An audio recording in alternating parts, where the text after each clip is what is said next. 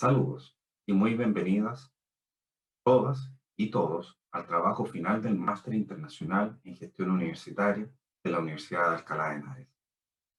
En la siguiente hora conversaremos sobre este tema tan relevante y desafiante que es la inclusión en educación superior. Intentaremos analizar, definir y comprender su evolución y revisar los principales desafíos que viven hoy en día las instituciones de educación superior para lograr ser plenamente inclusivas y promover sus valores en toda la comunidad. Comenzaremos revisando el marco conceptual de la inclusión en la educación y especialmente en la educación superior. Posteriormente, Joaquín nos invitará a una revisión de los conceptos de género, diversidad y enfoque de género que nos permitan entender sus alcances, dimensiones y aplicaciones a la vida universitaria, para finalmente, junto a Raúl, revisar la participación de las personas con discapacidad, tomando como casos de análisis la realidad de Chile y Guatemala. Todos hemos participado en algún momento de una iniciativa tendiente a generar una mayor inclusión en nuestras instituciones educativas, ya sea en temas de discapacidad, género o pueblos originarios.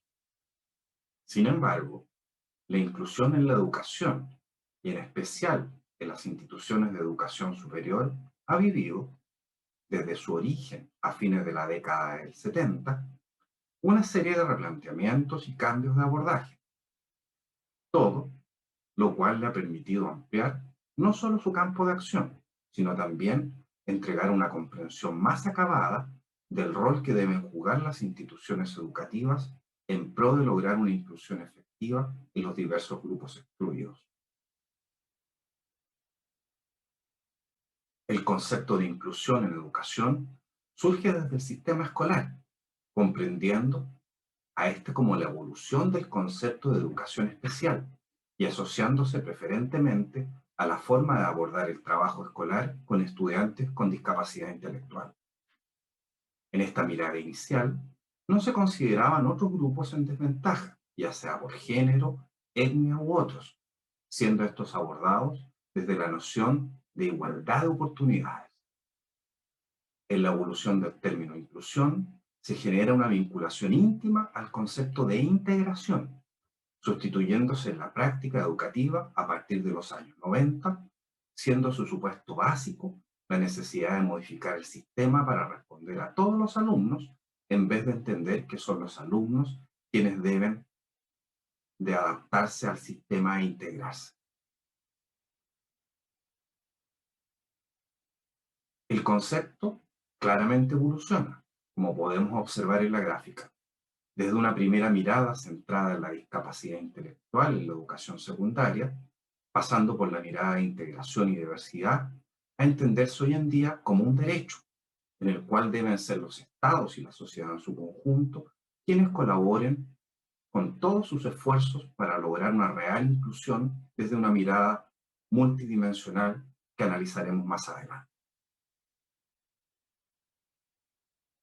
En consecuencia, cuando hoy en día hablamos de inclusión y diversidad, debemos entender que estamos hablando al menos de grupos culturales diferentes, personas con necesidades especiales, personas con diferencias raciales y de etnia, diferentes tipos de estructuras familiares y diferencias de género. Al menos debemos comprender.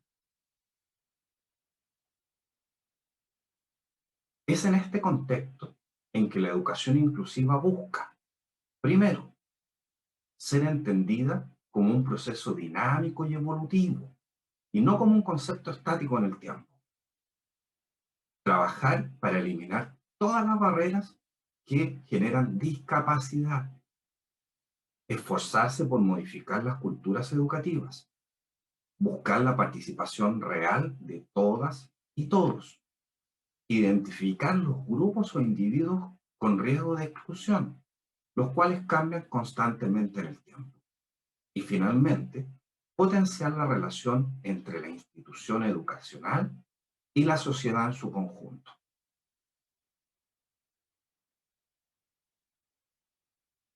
Como podemos ver, en estos desafíos de la educación inclusiva, juegan un rol fundamental los estados, países, sociedades y por ende los marcos que regulan la vida de todas las naciones. Los intentos por establecer un marco normativo internacional respecto a la inclusión en la educación no son un tema nuevo, pudiendo encontrarse desde 1948 en la Declaración Universal de los Derechos Humanos. Sin embargo, es a contar del año 2000, en la Declaración del Foro Mundial de la Educación de Dakar, que se ha logrado un mayor compromiso de los países en reconocer y avanzar en los derechos de la educación para todas y todos. Deseamos destacar en esta presentación los siguientes intentos normativos. Primero, la Convención sobre los Derechos de las Personas con Discapacidad y el Protocolo Facultativo, documento celebrado por la ONU en el año 2008, la cual establece la educación como un derecho básico, debiendo asegurarse un sistema educativo inclusivo a todos los niveles, así como la enseñanza a lo largo de la vida. Podemos destacar que para lograr este objetivo se establece que los estados deben, entre otras cosas, asegurar que las personas con discapacidad no queden excluidas del sistema general de educación por motivos de discapacidad y que los niños y las niñas con discapacidad no queden excluidos de la educación primaria gratuita y obligatoria, ni de la enseñanza secundaria por motivos de la discapacidad. Finalmente, destacamos la Asamblea de las Naciones Unidas, que ha definido en el año 2015 la Agenda para el Desarrollo Sostenible 2030, en donde se ha declarado específicamente garantizar una educación inclusiva y equitativa de calidad y promover oportunidades de aprendizaje para todos en América Latina y el Caribe. Este objetivo se fundamenta en la concepción humanista de la educación y del desarrollo basada en los derechos humanos y la dignidad, diversidad cultural, lingüística, étnica y la responsabilidad y la rendición de cuentas compartidas. En resumen, podemos establecer que una educación inclusiva es aquella que se hace cargo de las diversidades de los estudiantes, asegurando que el sistema los favorezca a todos por igual. En esto debemos entender que este sistema inclusivo no considera la diversidad como un obstáculo o un problema, sino como una realidad que complejiza y enriquece el proceso de enseñanza y aprendizaje. Comprender la inclusión en la educación superior requiere una postura que no es meramente conceptual, sino fundamentalmente ideológica. Conceptos como la igualdad, la equidad de oportunidades o la nivelación han puesto un fuerte énfasis en la atención a la exclusión, la cual se ha centrado mayoritariamente en la identificación de grupos minoritarios ligados al género, raza, etnia y discapacidad principal. La universidad inclusiva se debe basar en dos principios esenciales que son la promoción de la ciudadanía y la democracia en el interior de los planteles educativos, generando el constante diálogo para de esta forma lograr una real valoración de las libertades y diferencias. Estos principios deben ser promovidos tanto al interior como al exterior de la comunidad universitaria, para lo cual es necesario formar profesionales con conciencia ciudadana y democrática, que a través de su ejercicio personal y profesional vayan transformando la sociedad a una mucho más inclusiva. Resulta innegable la significativa evolución que ha vivido la educación respecto al concepto de inclusión, por lo que podemos hablar hoy en día de un concepto de múltiples dimensiones, en donde podemos identificar la inclusión y la diversidad económica como una fuente de solución que permitan un acceso más equitativo a la educación superior. La inclusión y la discapacidad, la cual sigue siendo uno de los focos que requiere mayores esfuerzos para su integración en las universidades. La multiculturalidad, buscando el acceso y nivelación de las inequidades en los pueblos originarios. Género, buscando superar la educación sexista que ha imperado largamente en los planteles universitarios. Como hemos podido observar en el desarrollo del presente capítulo, el camino que ha debido transitar la gestión de la diversidad en el mundo, y en especial en las instituciones educacionales, no ha sido simple y ha implicado una evolución constante desde la educación diferencial al carácter multidimensional que posee hoy en día. En el enfoque actual, en el cual resulta fundamental no solo identificar a todos aquellos actores que encuentran barreras para participar de forma integral en el proceso educativo, sino también comprender que la inclusión no es un concepto estático, sino que evoluciona constantemente y requiere, por ende, de un diagnóstico frecuente que permita la generación de estrategias capaces de responder a los grupos y necesidades del momento. Desde esta gran diversidad de dimensiones que posee la inclusión educativa en las instituciones de educación superior, es que en los siguientes apartados nos enfocaremos en desarrollar de forma detallada dos dimensiones: género y discapacidad. En ellos analizaremos no solo los supuestos filosóficos y teóricos de cada dimensión, sino también, mediante aplicaciones reales en Latinoamérica, observaremos el estado de avance que ha logrado hasta nuestros días. Hola, mi nombre es Joaquín Bermúdez y en esta ocasión les presentaré el capítulo Universidad y Género. Desde mediados del siglo XX, la igualdad de derechos entre hombres, mujeres y diversidades sexuales ha estado en el debate o en la discusión pública, tanto desde el reconocimiento de su condición hacia los procesos de inclusión. En este trabajo revisaremos brevemente conceptualizaciones sobre género, diversidades sexuales y enfoque de género, para luego dar paso a las acciones de las universidades chilenas en la incorporación de temáticas de género, tanto en la vida universitaria como en los procesos formativos. Pero, ¿a qué nos referimos cuando hablamos de género? La primera aproximación la hace Simone de Beauvoir en su libro El segundo sexo, en el que establece una primera diferenciación entre el sexo biológico y el género, basado en el rol de las mujeres. Ya en la década de los 50 y 60, Money y Stoller, a través del psicoanálisis y la psiquiatría, separan definitivamente el sexo y el género, y el sexo lo definen como lo biológico y el género como un constructo social. Con esta definición, Gil Rubin establece el sistema sexo-género, que es el sistema de dominación masculino, también patriarcado, en el que las mujeres se encuentran subordinadas hacia los hombres en su vida privada y en la vida pública, y el cual tiene un carácter universal e histórico. Esto quiere decir que está presente en todas las sociedades y culturas del mundo, y además ha sido desarrollado durante la historia de la humanidad. En ese sentido, el género ya no es tan solo una categoría analítica, sino que tiene algunas dimensiones. Está la biológica, la económica, la psicológica, la social y la política, la cual es probablemente la más compleja, porque establece las relaciones de poder asimétricas entre hombres y mujeres. Es por eso que el género debemos entenderlo como un constructo social devenido de la sexualidad, pero que establece nuestros roles de género en base a lo que la sociedad espera de ellos.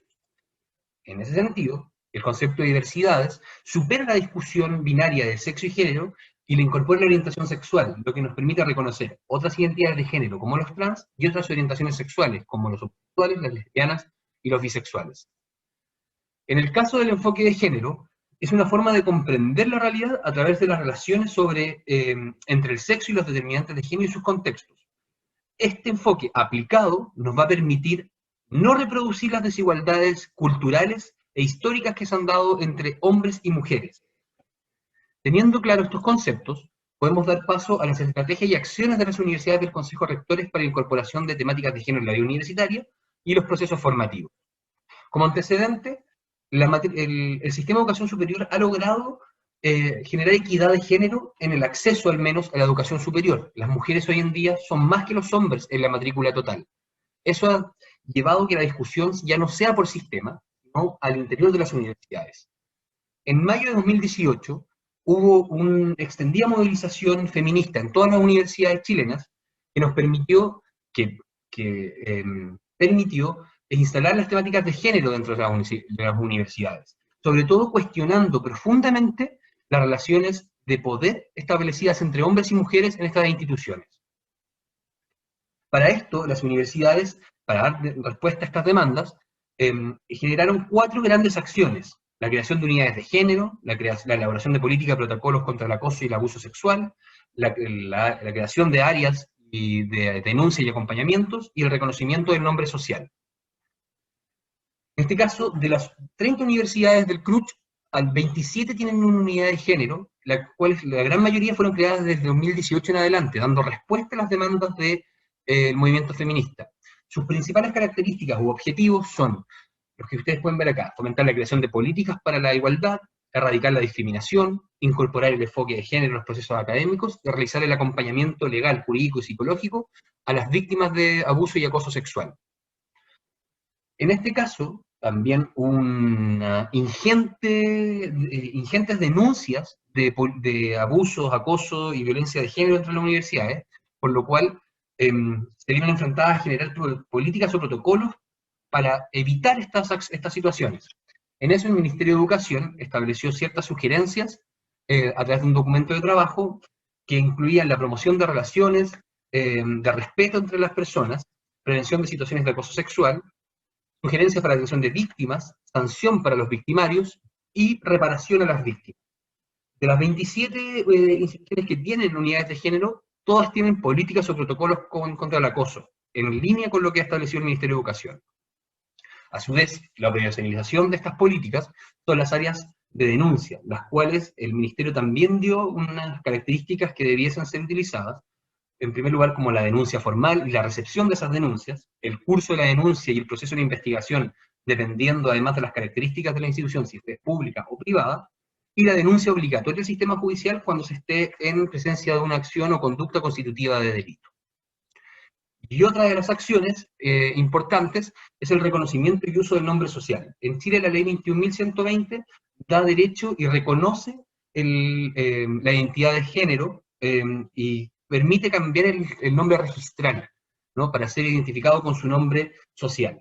Las universidades han hecho un trabajo de poder reconocer, antes de que se haga el proceso legal, reconocer el nombre social en todas las áreas de la universidad, ya sea el correo electrónico, los sistemas internos de las universidades, las listas de asistencia, pero solo para uso interno, ya que tanto los documentos legales como certificados y grados y títulos deben ser incluidos como el nombre registral, y para eso se recomienda hacer el proceso que indica la ley 21.121.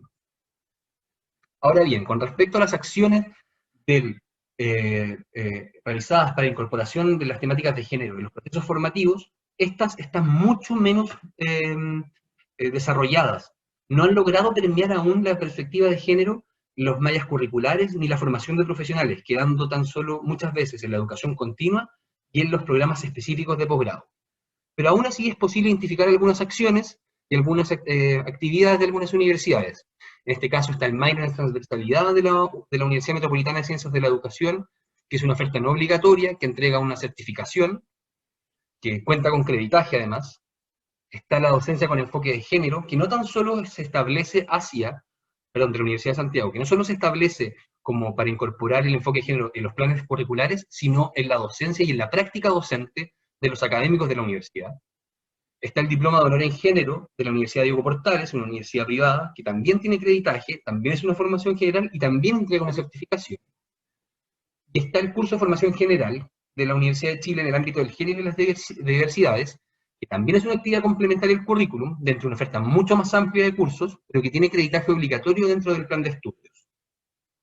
Como podemos observar, efectivamente estas están en un estadio de desarrollo menor a las acciones de la vida universitaria, por lo que se transforma en un desafío relevante para las universidades poder dar un mayor empuje a estas acciones. Ya para terminar, me parece importante señalar que las universidades y sus directivos se vieron enfrentados de manera emergente a todas las movilizaciones y a todas las demandas del movimiento feminista, pero han logrado dar respuesta, si no cabal, institucional a estos. Han generado institución orgánica para responder, y eso ha demostrado que las universidades han salido de su comodidad de la universidad anquilosada del siglo XIX y del siglo XX, y se han transformado en universidades más dinámicas, profesionales y más vinculadas con la sociedad y sus demandas. Será muy importante poder establecer en los próximos años procesos de seguimiento, monitoreo y evaluación de las acciones cometidas, para que éstas no queden solo como discursivas y tengan real impacto en la vida universitaria. Y a su vez es muy importante que, que los procesos de innovación curricular se incorpore la formación con enfoque y perspectiva de género de manera explícita en los planes de estudio que se ofertan a los estudiantes. Eh, ¿Esto para qué? Para que una vez por todas el enfoque de género sea un aspecto central en la búsqueda de una formación profesional no sexista y respetuosa de la diversidad. Muchas gracias. Muy buenos días, muy buenas tardes, muy buenas noches. Mi nombre es Raúl de León y en esta ocasión les voy a compartir algunos aspectos de la encuesta nacional para la discapacidad que en Guatemala se realizó en el año 2017, en el cual podemos observar la realidad de las personas con alguna discapacidad. A nivel formativo podemos ver que hay un 37% de personas que no participan de ninguna actividad en los entornos formativos. Un 44% sí lo ha hecho a nivel primaria, un 17% a nivel secundaria y solo un 2% a nivel universitario. Esta tendencia se mantiene también en las personas sin discapacidad, por lo tanto es importante desarrollar estrategias que puedan beneficiar a las personas a nivel formativo. Pues como menciona la encuesta, las puntuaciones en cuanto a la calidad de vida eran considerablemente más bajas en las personas con discapacidad, tanto a nivel global como a través de las subcategorías que se estudiaron en la salud física, la psicológica, las relaciones sociales y el entorno. Esta realidad nos muestra también cómo la prevalencia en las limitaciones, destacando en primer lugar la ansiedad y la depresión. En segundo lugar, la dificultad en la movilidad. En tercer lugar, las dificultades en la audición. Y en cuarto lugar, en la visión. De esta misma manera podemos observar cómo hay otros aspectos como la comunicación, la concentración, las relaciones, la aceptación de los cambios, el aprendizaje, la memoria, la conducta, entre otros, son elementos en los cuales se encuentra dificultad en la población discapacitada.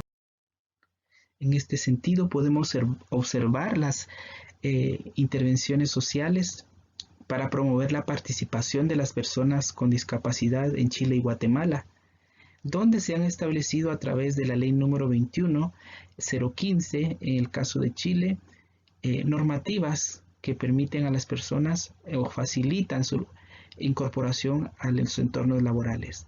Es importante saber de que en Chile toda organización gubernamental o privada debe incluir en su plantilla de trabajadores al menos en un 1% de sus trabajadores con alguna discapacidad por cada 100 personas. Y en este sentido, esto da oportunidad a que las personas tengan prestaciones, asimismo contratos legales y por otro lado espacios para su formación y desarrollo. En Guatemala, esta iniciativa a través de la Ley de Atención a las Personas con Discapacidad, decreto número 135/96, el Estado garantiza la protección de los minusválidos y personas con limitaciones físicas, psíquicas o sensoriales y declara de interés nacional su atención médico-social, así como la promoción de políticas y servicios que permitan la rehabilitación y reincorporación integral de las personas. El diseño universal de aprendizaje propone que para poder ofrecer una educación más inclusiva se pueden desarrollar los 3 principios siguientes. En primer lugar, se debe desarrollar múltiples medios para representar el conocimiento. Asimismo, en el aprendizaje, diferentes formas de expresar el conocimiento y de esta forma las personas puedan profundizar en sus competencias. Asimismo, propone que se deben establecer múltiples medios de compromiso y motivación para las personas hacia determinada actividad de aprendizaje. Los estudiantes vienen a la universidad a desarrollar competencias académicas y científicas para saber y conocer algo. En ese sentido, la autora manifiesta que cualquier ramo de investigación que emprendamos con el sincero propósito de llegar a la verdad nos pone en contacto con la inteligencia poderosa e invisible que trabaja en todas las cosas y por medio de ellas. La mente del hombre se pone en contacto con la mente del Dios. La mente finita se pone en contacto con la mente infinita. Al observar en la naturaleza el desarrollo de cada uno de los seres vivos, por ejemplo las flores, quienes reciben del sol energía para poder desarrollarse. Estas a su vez promueven y brindan bienestar en la humanidad en la contemplación de sus colores, diseños y aromas. Y así cumplen con esta ley de la vida en la cual se recibe y se da. Toda criatura en la naturaleza tiene un propósito y beneficia siempre a alguien, vive para alguien más. De la misma manera, el ser humano ha sido diseñado y tiene ese propósito de poder servir y darse a los demás. Y el rol de la universidad en este ciclo es muy valioso y no debe considerarse de baja envergadura, pues la formación de los seres humanos que pasan por las instituciones universitarias juegan un rol importante para su desarrollo y para su bienestar, no solo económico, sino también en salud, en estabilidad emocional y en beneficio de la comunidad a la que cada uno pertenece. Es importante que nuestros estudiantes desarrollen competencias de liderazgo y emprendimiento. Para eso es importante que como academia repensemos y fortalezcamos el sentido comunitario para promover en las personas el servicio, cultivando y desarrollando con prudencia las habilidades físicas, mentales y espirituales. Es indispensable el fortalecimiento del carácter con sólidos valores que nos alejen del error, el egoísmo y a cambio, en busca de la verdad, desarrollemos un profundo interés por el bienestar de las personas. Para Ellen White, la verdadera educación contrarresta la ambición egoísta, el afán de poder o la indiferencia hacia los derechos y las necesidades de las personas. Por lo tanto, nuestro reto será desarrollar en las personas tanto las habilidades como permitir que las personas desarrollen esa utilidad en beneficio de la sociedad y de su comunidad. Una segunda propuesta es desarrollar investigación que permita conocer el grado de pertinencia de las carreras que se están ofreciendo en la universidad y asegurar que esa realimentación permita la certificación de las mismas. A través de evaluar, en primer lugar, el estado de empleabilidad de los nuevos profesionales. Y esto únicamente no es suficiente, sino también es importante medir la pertinencia que su liderazgo ha tenido para la comunidad. Asimismo, la satisfacción que para ellos significa el ejercer su profesión en beneficio y en servicio de su comunidad.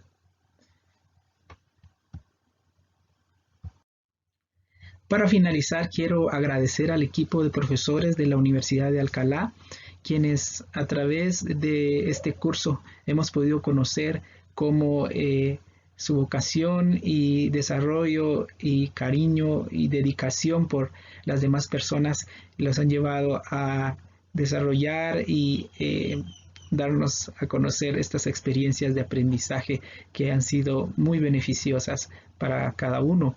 A mis compañeros, especialmente a Joaquín Bermúdez y Carlos Carvajal, con quienes tuve el gusto de compartir estas experiencias en este trabajo. A mi familia por ese apoyo incondicional que me han dado desde un principio.